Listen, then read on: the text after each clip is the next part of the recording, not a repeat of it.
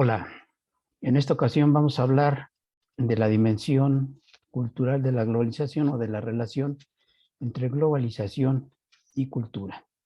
En el entendido de que sería, por así decirlo, una especie de puente para finalmente hablar de la relación entre educación y globalización. Sin lugar a dudas, tal y como lo hemos venido describiendo en sesiones previas, la relación, digamos, de algunas dimensiones o de algunas estructuras semiautónomas, como las denominó en su momento Carlos Marx, está siendo, digamos, descrita, está siendo, en todo caso, determinada, si se le quiere llamar, por variables de orden económico, es decir, se sigue la vía de orden economicista para finalmente identificar, por así decirlo, los impactos diferenciales que pudiésemos encontrar en el campo político, por ejemplo, en el campo cultural, en el campo social, entre otros. Hablar entonces de la dimensión global de la cultura o la dimensión en la cual se relacionan globalización y cultura, implica un gran reto, sobre todo si no consideramos las particularidades de los subcampos o de los subsistemas al interior precisamente del campo de la cultura. En ese sentido, vamos a abordar en primera instancia lo que se entendería, diríamos, grosso modo, por globalización cultural, y luego establecer el acento inicialmente en la relación entre ética y globalización y en un segundo momento la relación entre globalización y educación. Tenemos que señalar como punto de partida que la progresiva integración de las economías y el desarrollo tecnológico de las comunicaciones, así como de los transportes, nos hacen cada vez más conscientes de lo que pasa en otros lugares. Es decir, en el momento en el cual en algún punto del orbe ocurre algo, de manera casi inmediata nos estamos enterando independientemente de dónde estemos ubicados. Sin embargo, vale la pena señalar que al mismo tiempo también lleva de modo imparable a la homologación de valores, actitudes y patrones de consumo. Nótese cómo rescatamos ya algunos elementos de orden estrictamente cultural, pero que están siendo en todo caso matizados, teñidos por variables de orden económico, como son precisamente los patrones de conducta, los patrones, perdón, de consumo, desarrollados en el contexto del desarrollo del capitalismo en su fase actual. Es en virtud de lo anterior que podemos señalar que vivimos inmersos en un proceso de occidentalización del mundo. Ergo, que las sociedades del resto del globo terminarán por adoptar tarde o temprano las instituciones predominantes en Europa y en los Estados Unidos. En una aproximación operativa, pudiésemos señalar que las instituciones no son otra cosa más que el conjunto de reglas que articulan y organizan interacciones de diversa índole, a saber, de orden económico, de orden social, de orden ideológico, de orden político, entre otros, y que se llevan a cabo, obviamente, en los contextos, diríamos, grupales, ¿sí? Y que tienen un impacto sobre el individuo y sobre el grupo al que pertenece. Así entonces, pudiésemos señalar que las instituciones son constructos históricos que a lo largo de su evolución, es decir, origen, estabilización y cambio, van, por así decirlo, ejemplificando las orientaciones que la sociedad en algún punto de desarrollo les demanda. Las instituciones, entonces, en cualquier contexto societal, asumen características peculiares de acuerdo a los rasgos estructurales determinados de una economía y alguna comunidad en particular. Por supuesto, es importante señalar la influencia de valores, tradiciones, prácticas religiosas, lengua, ¿sí? Usos, costumbres, en general, de las convenciones existentes. Así entonces tenemos que, como referentes obligados, cuando nosotros nos referimos a la dimensión cultural de la globalización, es la mención y en consecuencia el abordaje de tres, digamos, indicadores o tres factores que resultan fundamentales para explicar el estado de cosas que guarda este proceso ya multicitado de homologación de ciertas prácticas y en particular en el caso que nos ocupa de las prácticas culturales. Me refiero en primera instancia, como ya lo denunciaba, a las instituciones, en un segundo momento a la praxis y un tercer elemento que serían los principios de orden ético.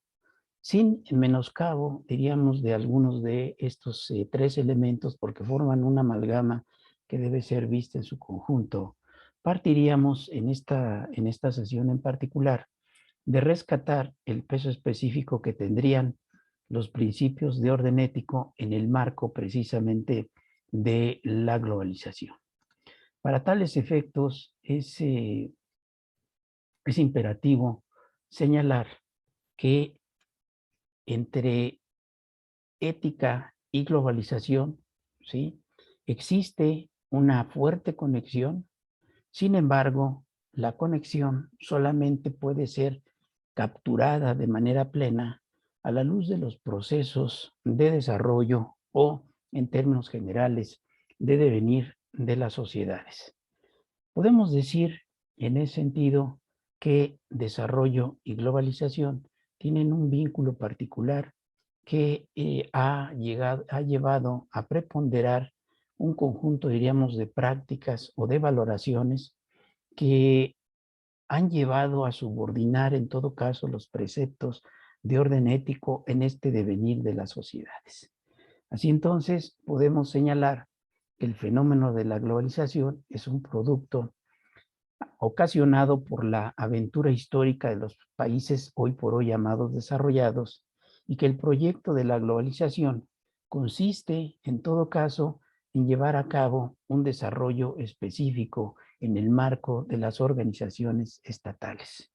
Sin embargo, si consideramos la noción de desarrollo desde el punto de vista ético, es decir, ya no nada más desde el punto de vista económico, que tiene que ver con industrialización, que tiene que ver con crecimiento económico, que tiene que ver con el incremento del ingreso per cápita por habitante, que tiene que ver con el acceso a servicios básicos, como es el caso de educación, de salud, de seguridad, entre otros, ¿sí?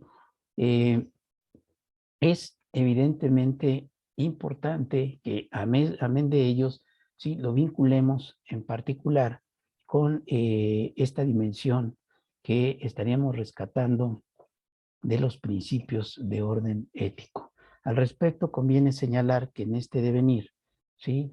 No existe, y espero que quede claro, no existe ningún tratado ético posible si pensamos que el concepto de desarrollo tiene como núcleo una noción ética y económica subordinada la primera a la segunda, y esto me parece fundamental a la hora precisamente de hacer el abordaje. En ese sentido, hago un pequeño paréntesis al señalar que los principios de orden ético, sin lugar a dudas, tuvieron una prevalencia sobre otros factores, como pueden ser los de orden económico, incluso los de orden político, en las sociedades, digamos, originarias, en las civilizaciones antiguas, pero en la medida en que se fueron desarrollando las sociedades, y no se diga a partir precisamente de la impronta eh, emanada precisamente de la instauración de las relaciones típicamente capitalistas, el correlato se modificó y se vio, digamos, seriamente afectado en función, obviamente, de la relación ética y política, ética y economía, ética y religión, ética y derecho, y así sucesivamente. El parteaguas, sin lugar a dudas, es el pensamiento del Renacimiento, ¿sí? Ejemplificado o representado puntualmente por Niccolò de Machiavelli, quien establece una seria distinción, una tajante distinción entre el campo de la economía y el campo de la ética, entre el campo de la política y el campo de la ética, entre otros. De suyo, este parteaguas resulta significativo porque a partir de ese momento, ¿sí?, las disciplinas a las cuales nos referiremos o nos hemos estado refiriendo van a correr, por así decirlo, por rieles diferentes, van a correr en paralelo, pero sin necesariamente tocarse. No obstante, el imperativo de orden ético y el llamado que en diferentes momentos del devenir de las sociedades se hace a tratar de cruzar precisamente esos contenidos e incluso a la necesidad eventualmente de subordinar, por ejemplo, las relaciones de mercado a ciertos principios de orden ético, y no se diga la política, también obviamente la necesidad, a decir obviamente de amplios sectores de la población, de subordinar, ¿verdad?, las políticas económicas o las políticas sociales a los principios de orden ético. De suyo, reitero, este es un argumento que, por ejemplo, recupera la teología de la liberación, que recupera diferentes discursos con pretensiones, digamos, liberadoras, con pretensiones de anteponer el principio de justicia sobre el principio de legalidad, ¿sí?, en el entendido de que la legalidad se agota en la justicia, pero la justicia no se agota en la legalidad. Es decir, se va dando una suerte de modificación en relación a la percepción que se tiene en torno a los valores tradicionales. Y nótese, ya no solamente se ve, por ejemplo, la libertad como mecanismo de liberación, sino como reflejo o como sinónimo de realización. Y entonces, en ese sentido, la realización tendría, la libertad como realización, tendría más que ver precisamente con ese sustento ético que se busca, tenga, ¿sí?, o se le reconozca para sí un peso específico y un lugar, obviamente, en las interacciones sociales, independientemente cuál sea el campo disciplinar específico en el cual se lleven a cabo las interacciones, es decir, sean de carácter económico, sean de carácter político o de alguna otra índole. ¿Cuál es el problema que identificamos ahí? Bueno, que al establecerse, ¿verdad?, esta suerte de distinción entre los diferentes campos, se va a dar paulatinamente, pero de manera gradual, una suerte de preponderancia en torno a la dimensión o a esta visión del hombre económico, el homus económicos, por encima de cualesquiera otro. Al respecto, autores como Edgar Morin, teórico de la complejidad, va a señalar, ¿sí?, y va a ser un llamado de atención en el sentido de que el hombre no se puede reducir nada más a una entidad o a una dimensión, como es el caso de la dimensión económica, sino que debe ser visto precisamente como un ente complejo con todos sus rasgos, en donde dicha complejidad es donde coexiste, en todo caso, el sentido del valor y la calidad poética de la vida, ¿sí? Y que incluso subraya, esto es imperativo, es necesario, si bien no basta. Por tanto, es absolutamente imperativo el contar precisamente con un código de ética, con una serie de principios de orden ético, nótese que rijan precisamente el comportamiento del individuo al interior de la sociedad, independientemente si estamos hablando del campo político, del campo económico o alguno otro, ¿sí?, vinculado obviamente con el de orden ético. Así entonces tenemos que en esta suerte de devenir histórico, fincado a la luz de las diferentes etapas del capitalismo, ¿sí?, o de desarrollo del capitalismo, sin lugar a dudas hay un carácter antiético en, en el propio concepto de desarrollo y lo que ha generado de suyo. ¿Por qué? Esto fundamentalmente debido a que las sociedades hoy consideradas desarrolladas, ¿sí?, al final de cuentas, diría Edgar Morin, se van a desarrollar o se van a montar, se van a sentar, se van a edificar en todo caso sobre la desintegración de las comunidades tradicionales. Y no solamente la desintegración precisamente de esas sociedades tradicionales, sino de los valores éticos que cimentaban precisamente a dichas sociedades, a dichas comunidades, como es el caso de las solidaridades básicas, de las solidaridades tradicionales, que podemos identificar, como lo enunciaba yo inicialmente, a la luz de las diferentes instituciones que conforman la sociedad. Y aquí permítaseme un paréntesis rápidamente.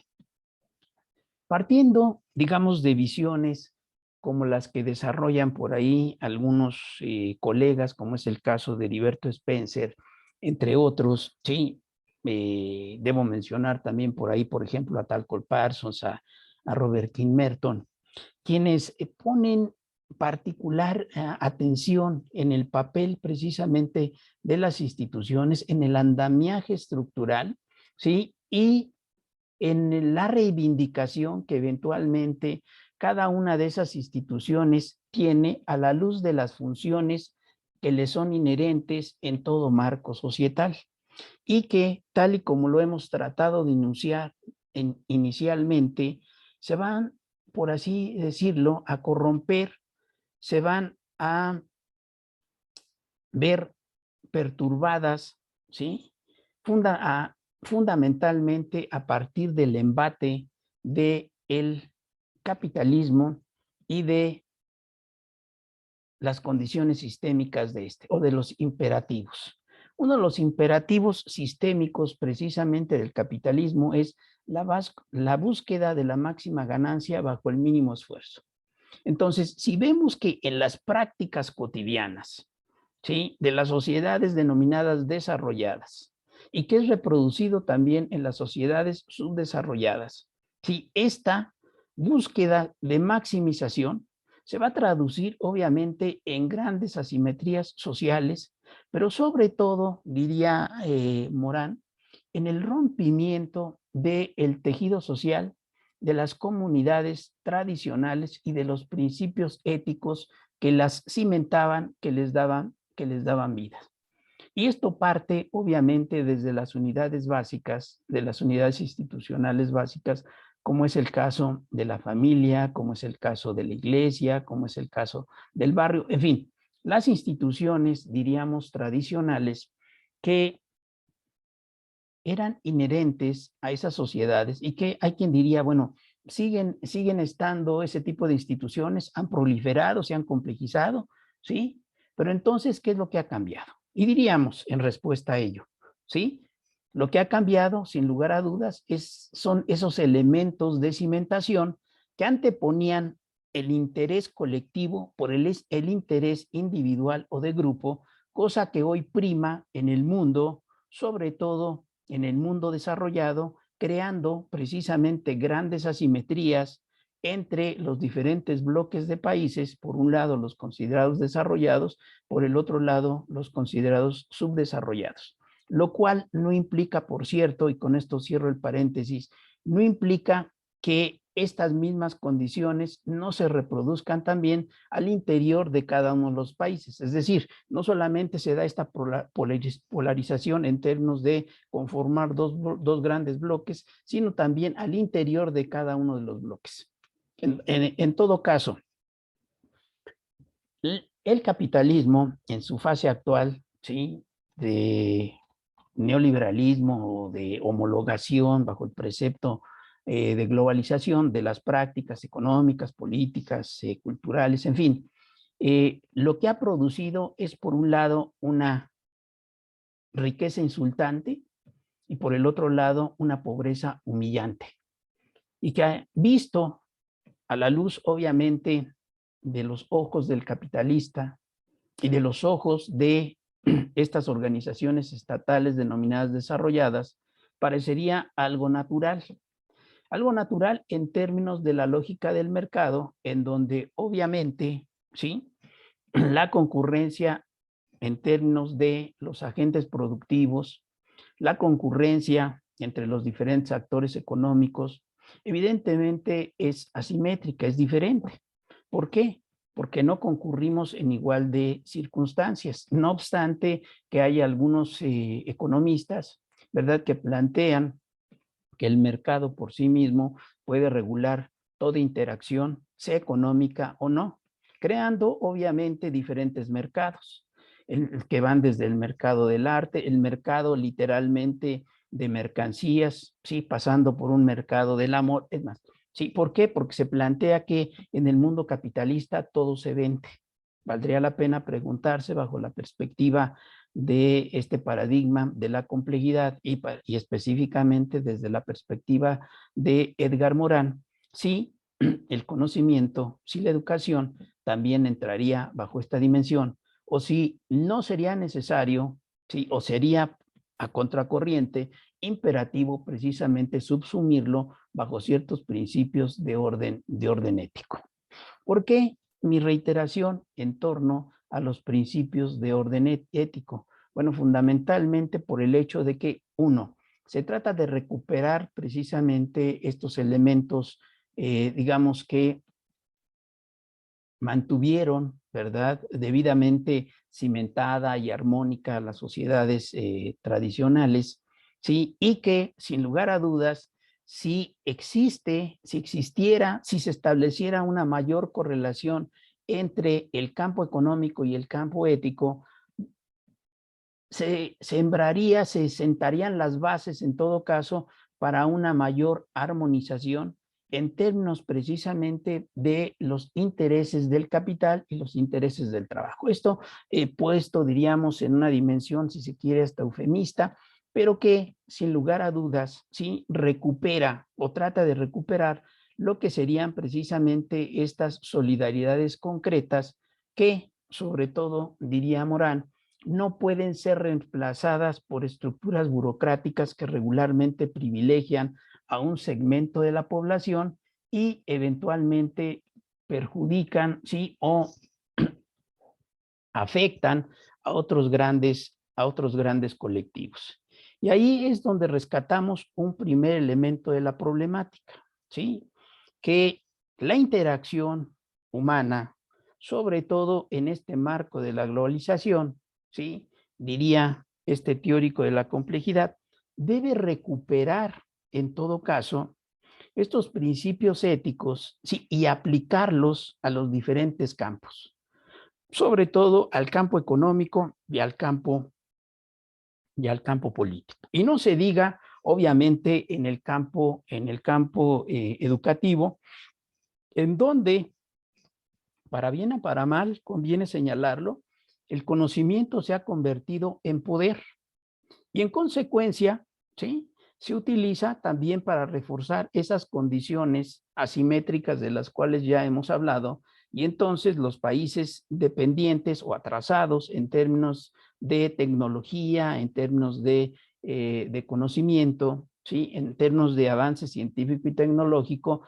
¿sí?, se ven cada vez más alejados de la posibilidad de acceder, ¿verdad?, a lo que se conoce como high-tech o a lo que se conoce propiamente como ese conocimiento de punta que permite eventualmente cimentar, en todo caso, las bases para alcanzar niveles de bienestar humano, ¿sí?, que solamente, y lamentablemente hay que señalarlo, solamente están al alcance de un segmento de la población, diríamos que de la población mundial. Entonces, en ese sentido, tenemos que para 2/3 de la población mundial sigue siendo una aspiración, sigue siendo una tarea pendiente el tener el acceso precisamente a estos satisfactores de punta y que permitan en todo caso reducir esas grandes asimetrías que, reitero, tienen que ver con todo ese devenir histórico de las sociedades que fueron perfilando a unas en un segmento, diríamos,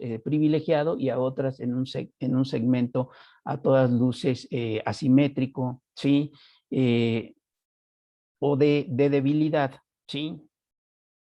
Y que, sin lugar a dudas, no se vislumbra si no es precisamente a partir de estas consideraciones. Reitero, ¿sí?, un código de ética que prime al interior de cada una de las organizaciones estatales, pero que también permee al sistema internacional en su conjunto. Pero, ¿cómo podría precisamente impactar este código? El código, sí, y su observancia solamente podría impactar si solo si va vinculado, como diría el profesor Marx, con una praxis. Es decir, que la praxis, digamos, estas interacciones que se dan ya de manera fáctica en las sociedades, independientemente del tipo de interacciones, sean económicas, sean políticas, sean culturales, estén fijadas precisamente en ese código de ética, ¿sí? Que permita en todo caso reorientar, ¿verdad? Recuperar los principios éticos que mantuvieron, ¿sí? O que en todo caso buscarían, ¿sí? Garantizar el telos del Estado. Hoy por hoy, conviene recordar que la mayor parte de los autores al final del camino, cuando hablan del telos del Estado, ¿sí? Lo refieren a garantizar el bien común. Si esto es cierto, entonces uno de los mecanismos para alcanzarlo, ¿sí? Sin que sea el único y la única interpretación, ¿sí? Pero simplemente para ponerlo como ejemplo, si es la posibilidad de alcanzarlo, se finca precisamente a partir de esta recuperación, ¿verdad? De los principios éticos, de las solidaridades tradicionales y en todo caso, ¿sí? La búsqueda de este telos tan ansiado, ¿sí?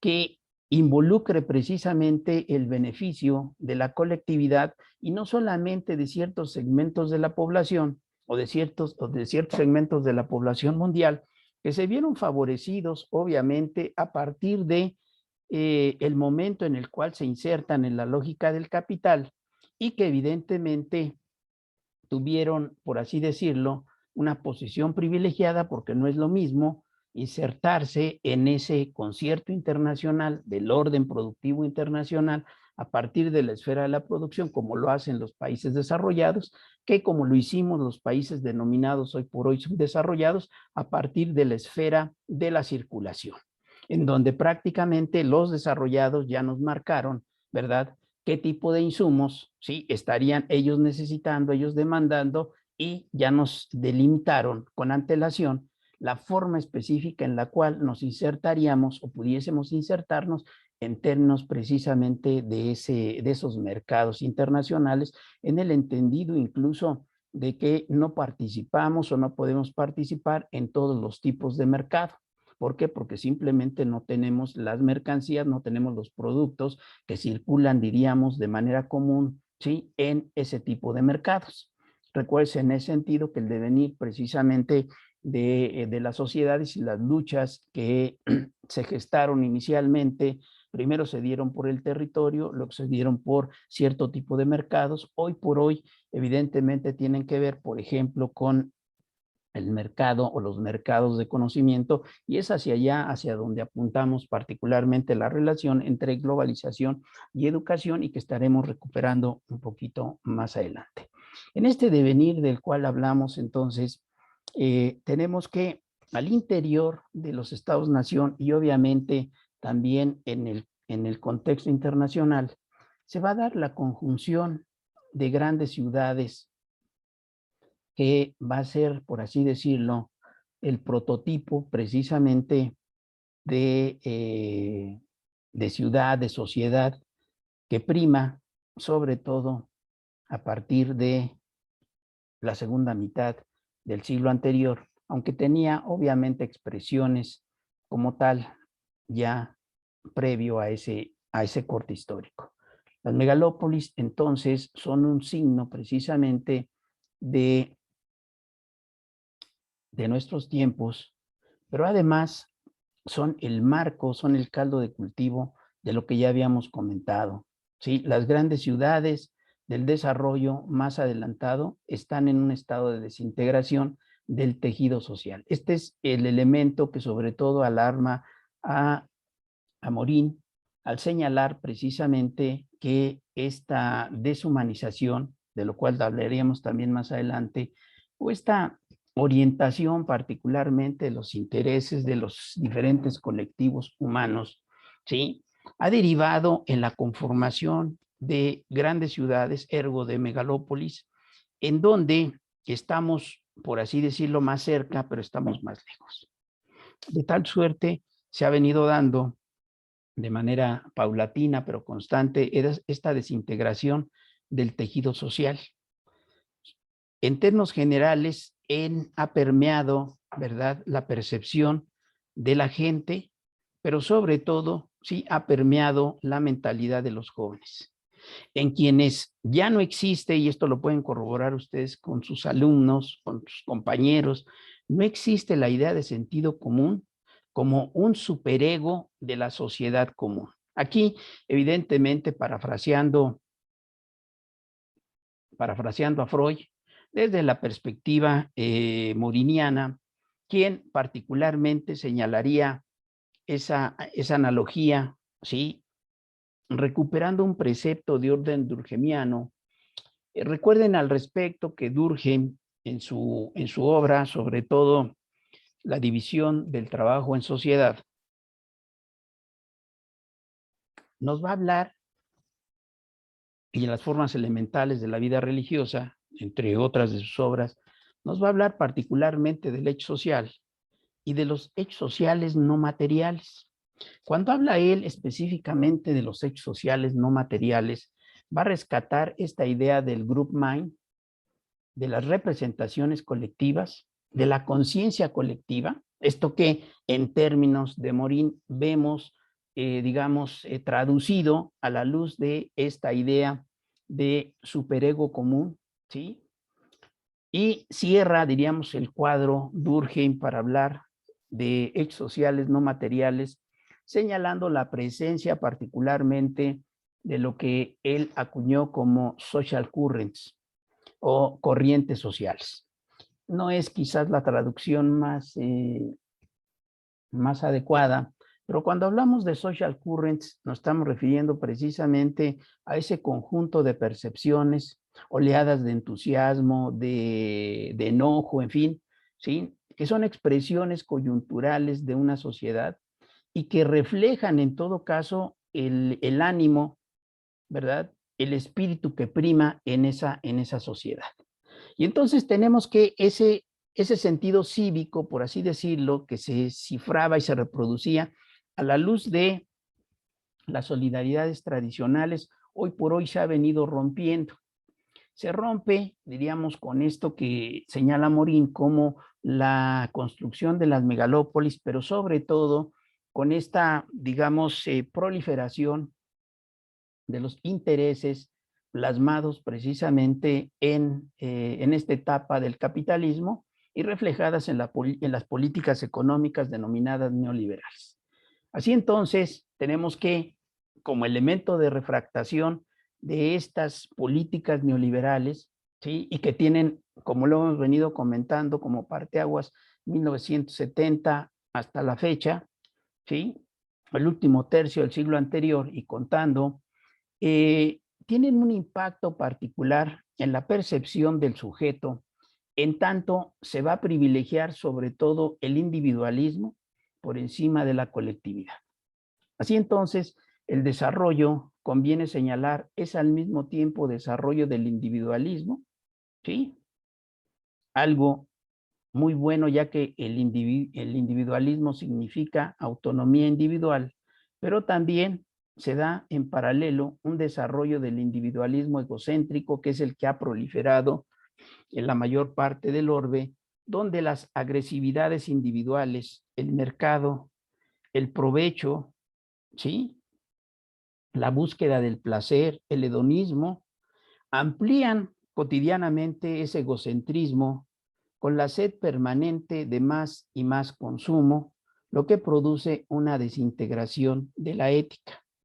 Entonces, noten ustedes, estamos asistiendo a un doble proceso que va a impactar y va a poner en senda desventaja precisamente a la ética como una de las dimensiones de la globalización cultural. Es decir, una de las tendencias de la globalización cultural es el de subordinar, el de reducir a su mínima expresión el papel de la ética en relación a otros campos, sobre todo el económico y el político. No es gratuito que inicialmente hayamos desagregado la dimensión económica de la globalización, luego la dimensión política, pero no le resta importancia y antes, por el contrario, resulta una seria crítica, un serio llamado de atención, ¿verdad?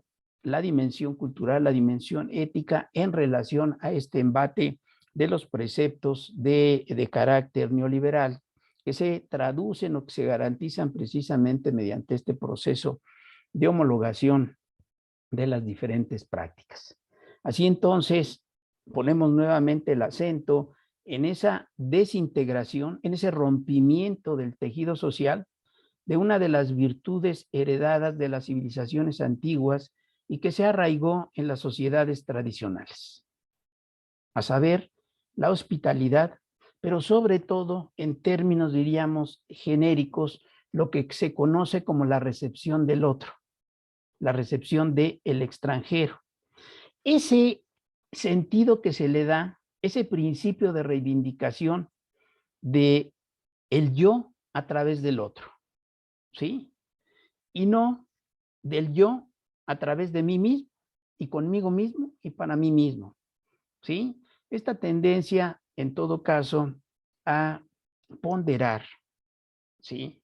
Al yo por encima de cualesquiera otra dimensión y particularmente del nosotros, nos permite, digamos, en todo caso, rescatar una nueva relación entre el yo y el otro, en donde, nótese, el otro ya no es más parte de un agregado de interacciones, sino que se cortan los circuitos y hay una preponderancia del yo, no obstante la presencia del otro. ¿Por qué? Porque ya no hay una consideración del otro.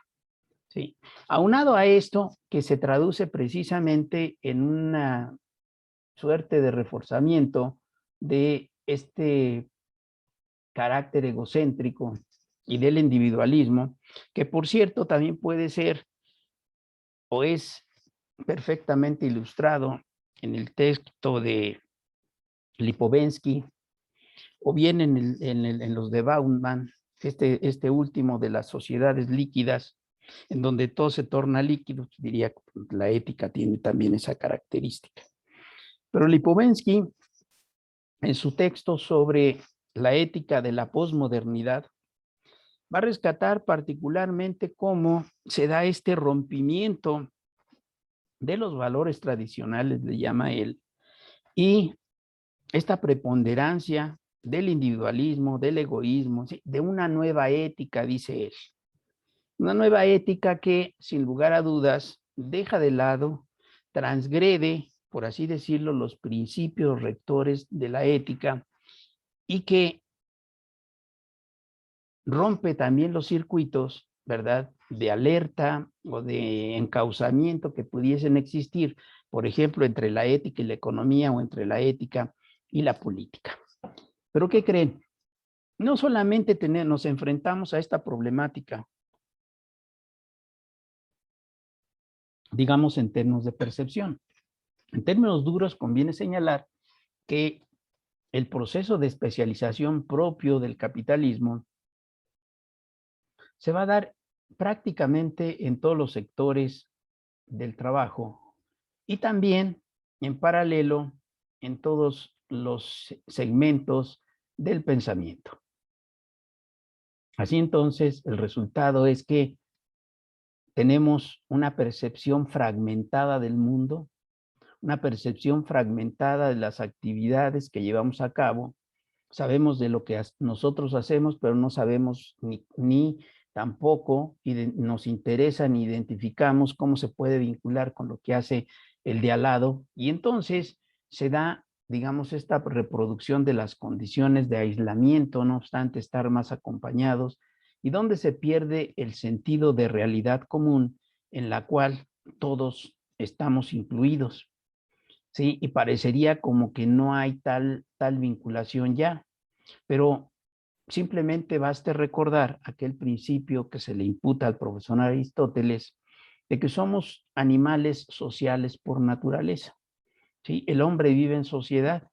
Ahora, esta convivencia o esta vivencia en sociedad, ¿sí?, adquiere matices de cimentación a la luz, obviamente, del papel que cumplen los principios éticos, o bien de rompimiento, como ya lo hemos comentado, en donde se subordina o simplemente olímpicamente se omite el papel de los principios de carácter ético. Al respecto, tenemos un agravante, recuérdese particularmente todos estos avances que se dan en la ciencia y la tecnología y que sin lugar a dudas no están dados, ¿sí?, o han sido subordinados, más bien estos han subordinado a la ética y en consecuencia los principios, por ejemplo, propios del neoliberalismo, ¿sí?, amparados en el Decálogo de Washington, pues sin lugar a dudas nada tienen que ver con el código o un código ético y en consecuencia sí corren fundamentalmente en torno a intereses de orden económico y particularmente de un segmento de la población mundial. Así entonces, tenemos como una primera suerte de conclusión que señalar que la ética, perdón, la técnica y la economía no tienen, carecen de cualquier control ético y este es el gran problema de nuestro porvenir planetario. ¿Por qué? Porque entonces en el plano, por ejemplo, de la técnica, perdón, ¿sí?, se despilfarran recursos, ¿sí?, se produce más con los mismos recursos, se produce lo mismo con menos recursos y, y estas son, diríamos, las dos realidades que podemos encontrar en una parte del mundo y en la otra.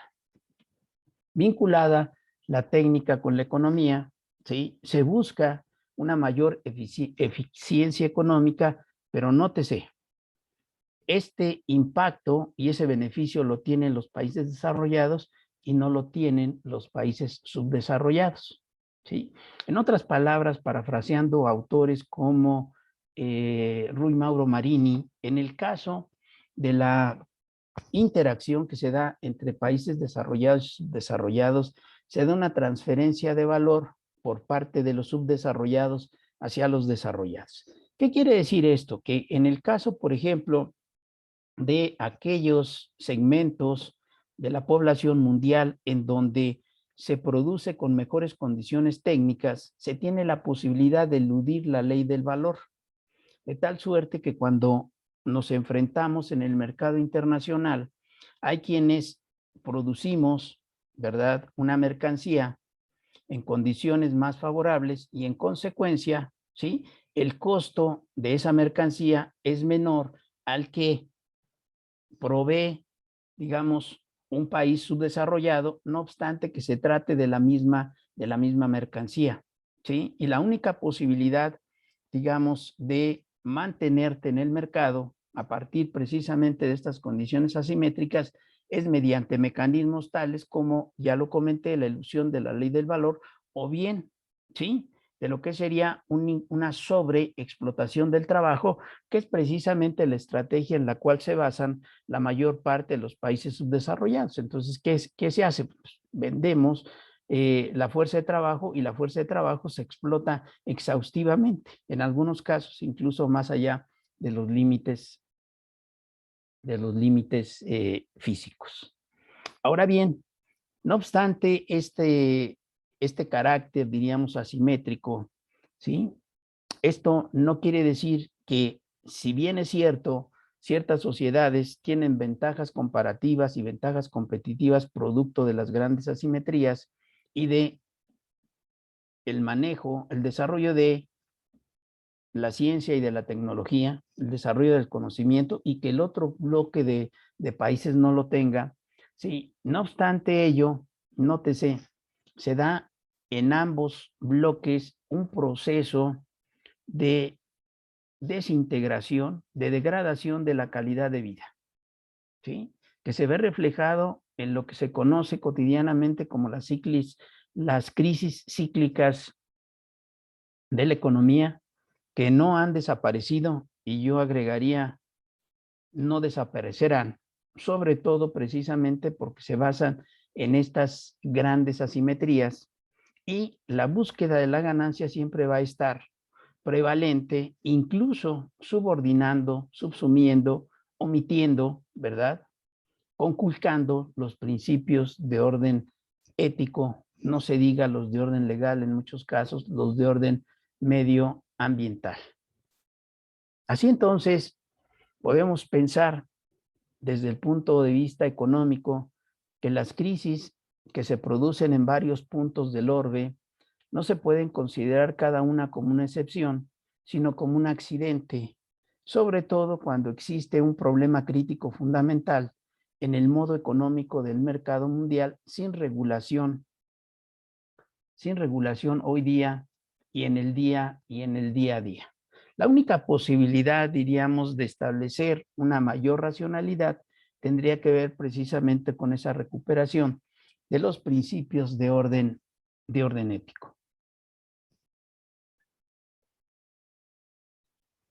Y aquí me permito recordar el tercer elemento que nos permitiría establecer una mayor vinculación y reducir estas asimetrías de las cuales hemos hablado, a saber, el código de ética, la praxis en la cual se funde, ¿verdad? Y en todo caso adquiera rasgos de materialidad, ¿sí?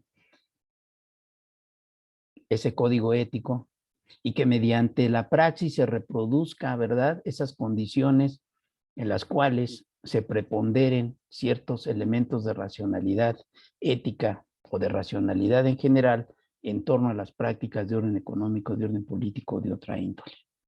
El tercer elemento que cimenta, diríamos, esta triada o que nos permitiría establecer una suerte de triángulo de sostén en donde se reivindica el papel de la ética en este marco de la globalización, serían las instituciones.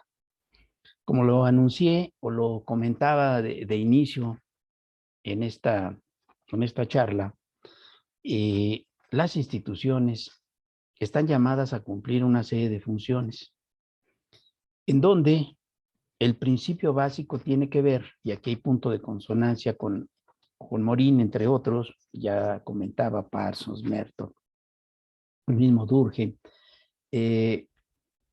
a la luz de la socialización, ¿sí?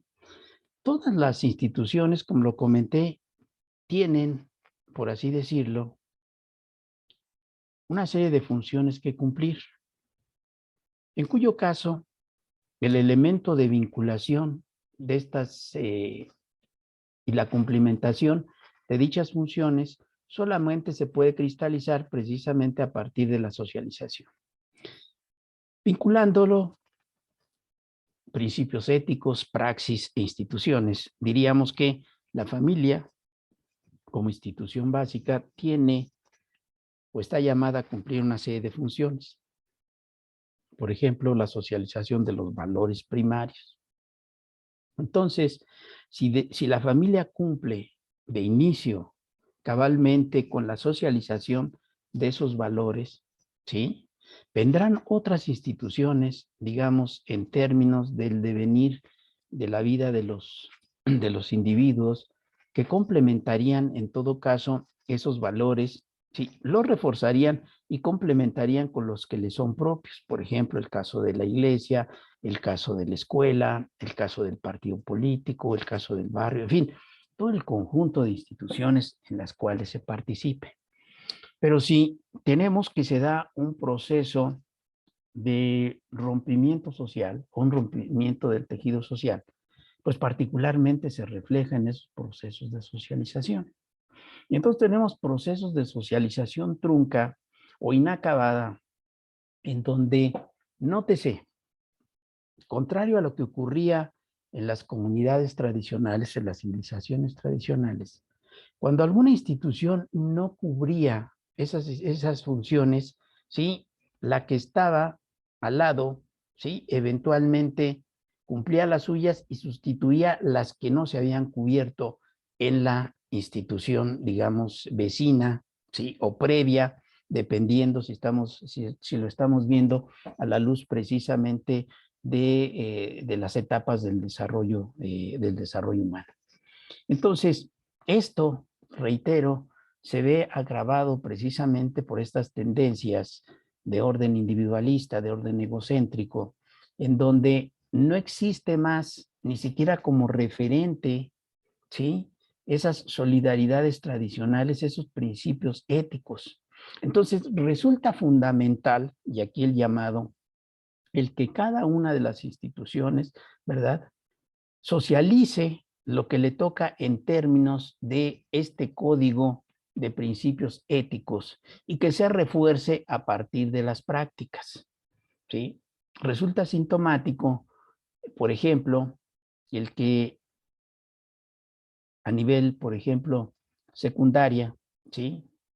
O a nivel licenciatura, hacemos el llamado a nuestros alumnos muchas veces en torno a los valores que debieron socializarse, que debieron aprender, que debieron introyectar cabalmente en la infancia. Y resulta que si no lo hicieron, pues difícilmente estamos en condiciones, ¿verdad? Ni siquiera en la secundaria, que estaría más cerca, ¿verdad? A la infancia, ¿sí? Menos aún a nivel licenciatura, de recuperar esos principios básicos que debieron ser, en todo caso, cubiertos desde la familia. Sí, que se debieron reforzar, obviamente, en preescolar, en primaria, ¿sí? Así sucesivamente, o en otro tipo de instituciones, como es el caso, obviamente, de la iglesia, ¿sí? En fin, el planteamiento tiene que ver fundamentalmente con una reivindicación de las instituciones, ¿sí? Amparados, obviamente, en un conjunto de principios éticos, ¿sí? Y reforzados, reproducidos a partir de una praxis que, nótese, se encuentra en una condición asimétrica. ¿Por qué? Porque entonces tiene que luchar con todos estos principios, ¿verdad? Que han sido como el caldo de cultivo, por así decirlo, de la colonización, de los valores, ¿sí? O de los principios de actuar de orden económico, de orden eh, político, en el marco precisamente de la colonización occidental. Y entonces eso es lo que prima, ¿sí? Y esto es, por el otro lado, contra lo que hay que luchar. ¿Cuáles han sido las alternativas so far, o lo que plantea en su momento Edgar Morin, que se ha dado en torno a recuperar particularmente el fondo ético o principios de orden ético en torno al desarrollo?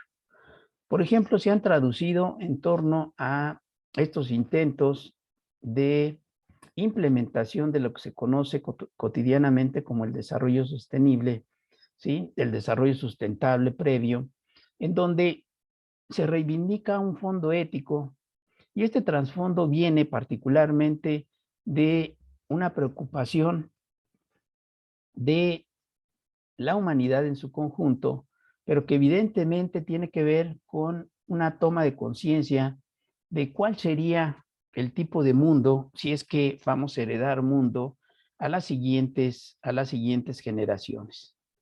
En torno particularmente al contenido ético de este concepto, eh, se, debe, se deben incorporar los mejores rasgos del concepto de desarrollo encaminado a una generación, pero sobre todo a una integración con un concepto más amplio, ¿sí? Más racional, más generoso, que podríamos llamar una política de civilización. Es decir, se tiene que ver en términos de las condiciones civilizatorias y el margen que todavía se podría tener o se tiene de recuperación precisamente del entorno a la luz de las solidaridades, diríamos, tradicionales, o si no se quiere estar mirando todo el tiempo hacia el pasado, sí verlo en términos de la vigencia de principios de orden ético que tengan una mayor relación y un impacto mayor, un peso específico, diríamos, más contundente en relación precisamente a estos procesos de predominio del capitalismo en su fase actual, ¿sí? cifrado fundamentalmente a partir de el individualismo, ¿sí? El egoísmo, la discordia y sobre todo, ¿sí? La reproducción de las condiciones asimétricas en las cuales un segmento de la población se mueve en relación al otro segmento que regularmente tiene una posición más privilegiada. En ese sentido, conviene recuperar ciertos principios de orden ético que pudiesen apuntalar la aspiración que les he de alguna manera compartido hasta el momento. Pensemos, pensemos ahora en la solidaridad y la responsabilidad como las dos fuentes primigenias de la ética, que vinculados con una tercera que sería la comprensión del uno hacia el otro, ¿sí? Permitiría en todo caso pavimentar, ¿verdad?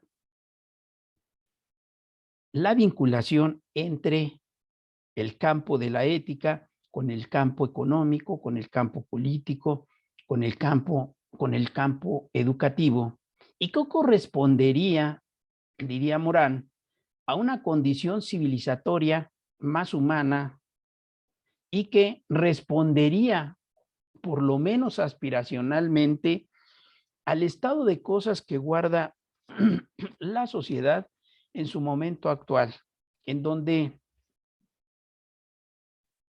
nos debatimos, o algunos por lo menos, en torno a la pregunta de cuáles son las posibilidades, ¿verdad?, de existencia humana en el contexto civilizatorio que nos ocupa cuando hay un proceso constante de degradación del entorno más inmediato y del tejido social. Sí, son dos, digamos, situaciones contundentes que vale la pena recuperar, ¿sí? Y en todo caso analizar. ¿Y cuál es la posición que se tomaría ahí en términos, por ejemplo, de actores estatales y en términos también de comunidades humanas y en términos, ¿verdad?, incluso de individuos, en el entendido de que tendríamos respuestas diferenciales y a veces hasta contradictorias en términos de lo que persigue un actor a otro conjunto de actores y así sucesivamente. ¿Qué diría al respecto Morin? Bueno, que obviamente el problema al que nos enfrentamos es sumamente complejo. ¿Por qué? Porque evidentemente el propio devenir de las civilizaciones nos lleva, sin lugar a dudas, a un entramado de vínculos y de relaciones cada vez más demandante, ¿sí? Y en donde el, el tipo de interacciones, como ya lo comenté previamente, se va diversificando y las áreas se van profesionalizando, por así decirlo, y se van aislando unas de otras. ¿Cuál podría ser un elemento de cimentación? Bueno, obviamente la forma en la cual se instaura el poder y se incorpora a los diferentes actores de la sociedad civil y cómo se articulan obviamente con la sociedad política. Pero nótese, si no aterrizamos en esta forma, diríamos, de ejercer el poder, que se diría por ahí que la menos mala es la democracia, en ese marco de la democracia, parafraseando a Max Weber, habría dos tipos de ética que serían fundamentales para apuntalar el quehacer político e incluso el quehacer económico, aunque él lo dirige más, o más frontalmente a el campo político, que sería la ética de la responsabilidad y la de la convicción, ¿sí? Obviamente fincado en esta idea general de la racionalidad que permite, ¿verdad?, evaluar los cursos de acción y el impacto que puede tener una decisión que no solamente atañe al individuo, sino que atañe a la colectividad. Recuérdese que en todo caso lo que nos interesa es reivindicar ese carácter comunitario que de alguna manera hemos señalado se ha degradado, ¿sí? Ha entrado en crisis de manera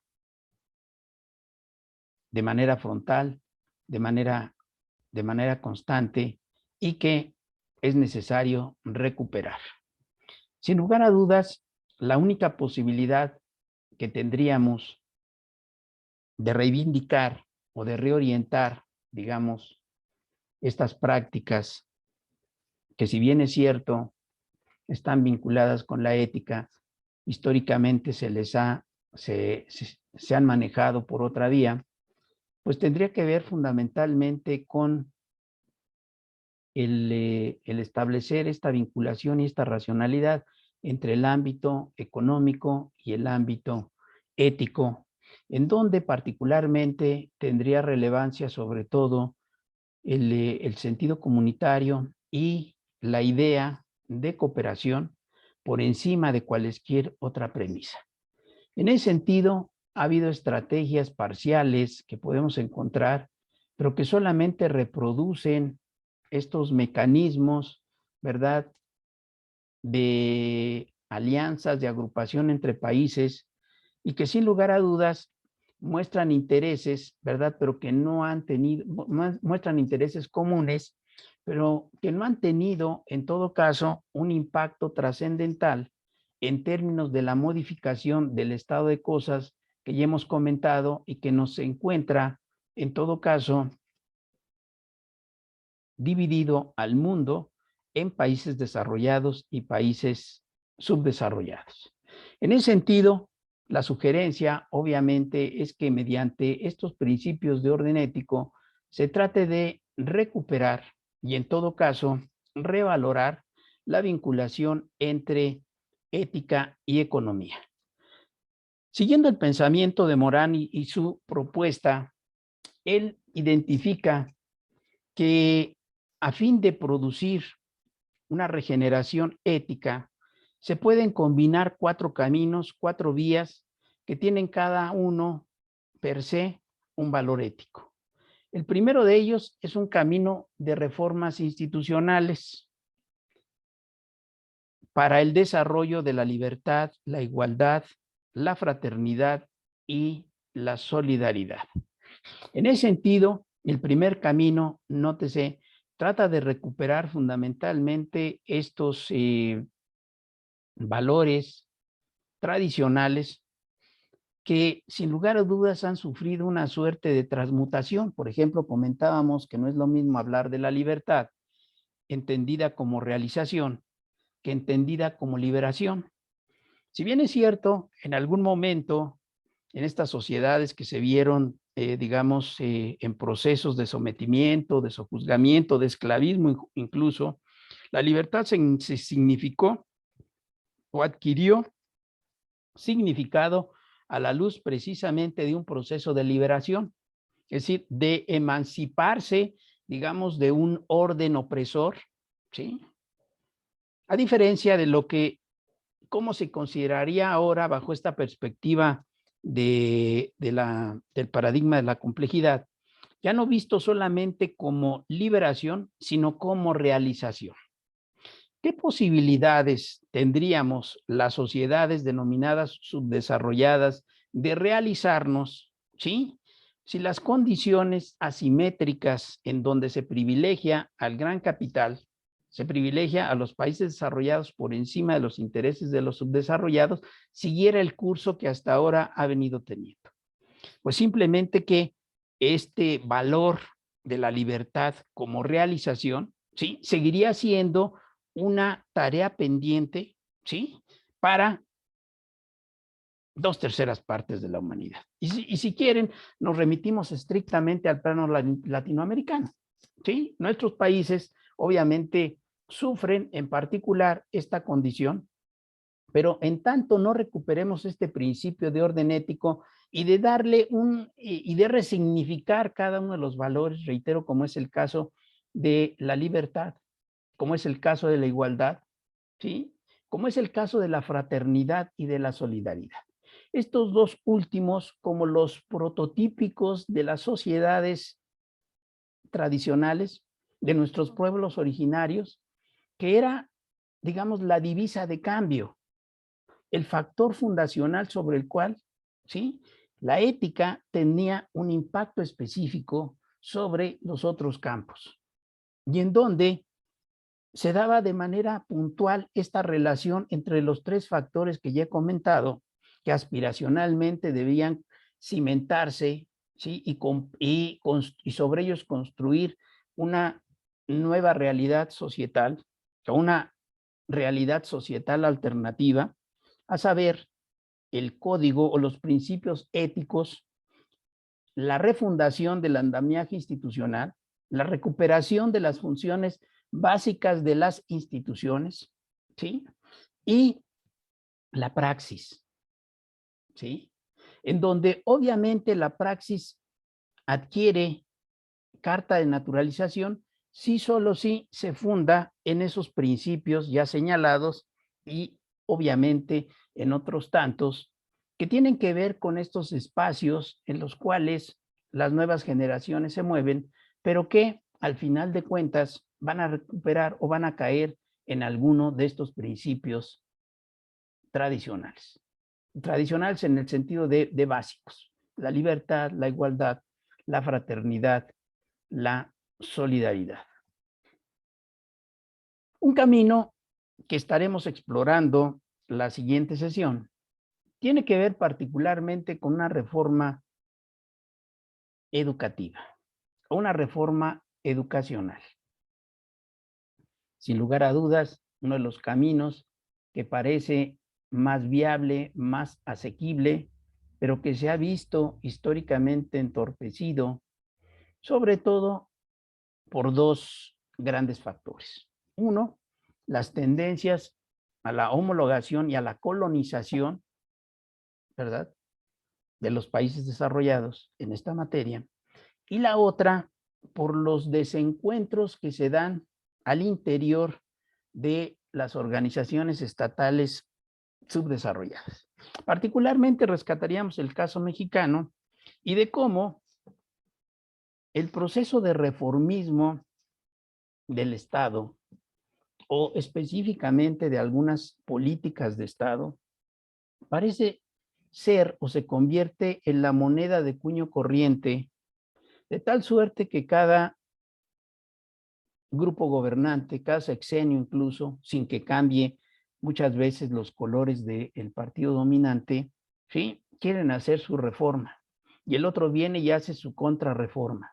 Entonces, nótese, nominalmente, deontológicamente, obvio, uno de los caminos para la regeneración ética de las sociedades se cifra a la luz de reformas educativas, ¿sí?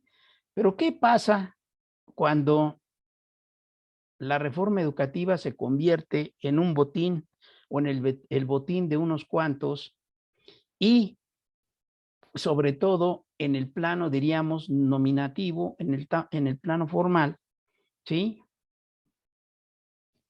Está lejos o no incluye precisamente estos principios encaminados a fortalecer el andamiaje institucional y obviamente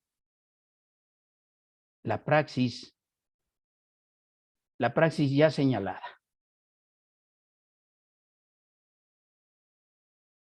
En suma, el objetivo de todos los sistemas educativos, diría Morín, es contribuir, coadyuvar, en todo caso, a la comprensión de la realidad humana. Y obviamente, aquí tenemos un gran reto que, reitero, estaríamos recuperando con un poquito de mayor profundidad más adelante, en donde podemos adelantar que la ética es fundamental en el desarrollo de las relaciones humanas, sobre todo en estos planos de convivencia y de heterogeneidad de toda índole, en donde el elemento, diríamos, prevalente en estas civilizaciones modernas es la intolerancia, ¿sí?, es la segregación, el aislamiento, el individualismo y obviamente este rompimiento, ¿verdad?, del tejido social, lo cual incide directamente en los procesos identitarios. El proceso identitario puede ser entendido, y regularmente lo es, de manera individual. Sin embargo, conviene señalar que no se puede pensar si no es en el marco de la interacción social. ¿Por qué? Porque al final de cuentas formamos parte de una sociedad y formamos también parte de la especie humana en su conjunto. Y en suma, no estamos separados, ¿sí? Y por lo tanto, es necesario recuperar precisamente estos elementos en, de carácter, digamos, vinculativo, en donde particular incidencia tendría precisamente, en todo caso, el elenco de factores culturales que nos permita, ¿verdad?, redimensionar el papel de la ética a la luz de estos procesos de individualismo, de hedonismo, de búsqueda de placer, de la inmediatez de las cosas. En este orden de ideas, conviene señalar entonces, para ir cerrando, que hay tres direcciones de la ética. Una ética para uno, es decir, para su honor, para admirarse uno mismo y que satisface la parte, digamos, individual. Una ética para la sociedad que se necesita sobre todo en las sociedades democráticas, donde hay un poder de control de los ciudadanos, ¿sí? Y una ética para la humanidad que hoy día ha tomado o ha perdido el rumbo y que requiere de una significación concreta, puesto que es precisamente ahí donde está en juego el destino de todos los seres humanos. Todo esto, en resumen, es para hablar del camino de la reforma educativa de gran importancia, pero debemos también reeducar a los educadores. Y esto es precisamente de lo que nos estaríamos ocupando, por lo menos esquemáticamente, en un par de sesiones más. La realidad actual está marcada fundamentalmente por un sentido egoísta, individualista, basado en el egocentrismo. Pero siempre es factible recuperar la otra axial, fincado a la luz de una dimensión altruista y de solidaridad que nos habla fundamentalmente de la consideración del otro, que pasa obviamente por las instituciones básicas, como es el caso de la familia, el barrio, la comunidad. Y si esta parte se cimenta bajo estas características, por algunos considerados positivas, ¿sí?, o que abonan en todo caso al mantenimiento del equilibrio de las sociedades, se puede convertir en todo caso en la base de una nueva condición civilizatoria, o en su defecto pudiera seguir eventualmente en términos de esta crisis, de ese resquebrajamiento del cual ya hablamos del tejido social y en consecuencia de esa subordinación constante e incluso absoluta en algunos casos de ciertas áreas, como es el caso de la economía, por encima de la ética. Termino señalando que vías existen, pero si no se recupera un nodo básico que digamos que es prototípico o distintivo precisamente de este proceso de globalización, como es precisamente la comunicación, no sería factible precisamente el socializar esos principios de orden ético y esa invitación constante nótese, a incorporar, siguiendo al profesor Weber, los principios de racionalidad que serían sustantivos, que serían imperativos en la reconstrucción y resignificación de la vinculación entre ética y política, entre ética y economía. En suma, si bien es cierto, he de reconocer que no existe código de ética en la historia del devenir de las denominadas sociedades desarrolladas al amparo del desarrollo del capitalismo y de estas asimetrías que ya he comentado, también conviene señalar que la posibilidad de resignificar precisamente nuestra relación con el otro y nuestra relación con el mundo, entendido como el entorno, con nuestro medio ambiente, solamente adquirirá, ¿sí?, carta de naturalización en tanto apelemos a una suerte de mayor racionalidad. La racionalidad entendida aquí, obviamente, en términos de autocrítica, de responsabilidad y de convicción de garantizar la prevalencia de la humanidad en el globo terráqueo. Gracias.